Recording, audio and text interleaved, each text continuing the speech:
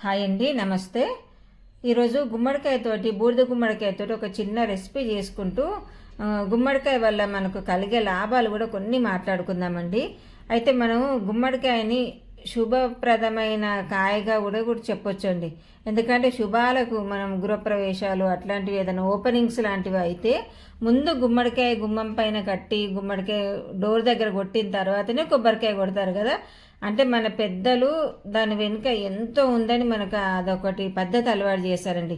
అదేంటంటే గుమ్మడికాయ తినడం వల్ల మనకు ఆరోగ్యానికి కూడా చాలా మంచి లాభాలు కలుగుతాయని, గుమ్మడికాయకి మన భోజనంలో అంత పెద్ద విలువ ఉందని మనకు పెద్దవాళ్ళు అక్కడి నుంచి మొదలుపెట్టి వంటింటి స్టవ్ వరకు మనకు నేర్పించారండి.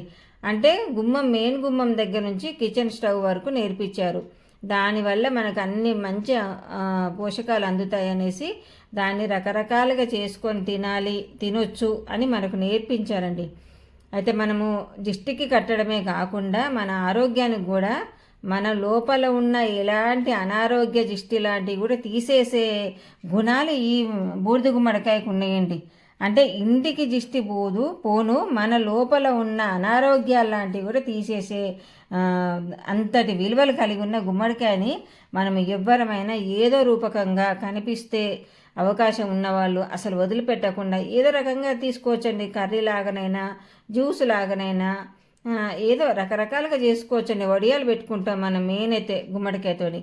అలా ఏ రకంగానైనా మనం కూడా పాతకాలం పద్ధతిలోకి వచ్చేద్దామండి. ఎందుకంటే మన పూర్వీకులు ఇవన్నిటికీ మందులు లేకుండా పెరట్లో ఈజీగా పండే పంటలండి. గుమ్మడికాయ, సొరకాయ, దొండకాయ, పొట్లకాయ ఇలాంటివన్నీ వాళ్ళు చెప్పుకుంటూ పోతే ఏది కూడా ఇంట్లో పెరట్లో నుంచి కోసుకొచ్చుకొని కూర గిన్నెలో వేసుకునేవాళ్ళండి. అందుకే వాళ్ళంతా ఇప్పటికీ మా నాన్నమ్మగారు 90+ ఆరోగ్యంగా చక్కగా ఉన్నారండి.